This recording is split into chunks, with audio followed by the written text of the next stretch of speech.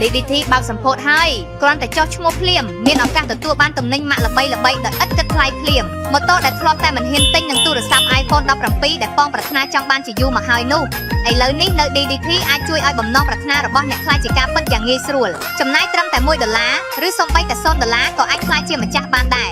ឱកាសឈ្នះរង្វាន់មានខ្ពស់រហូតដល់ 80% ថែមទាំងមានសេវាកម្មដឹកជញ្ជូនដល់ផ្ទះទៀតផងតោះបញ្ញាប់មក DDT ទាំងអស់គ្នាឱកាសឈ្នះរង្វាន់ធំមានសម្រាប់រាល់គ្នា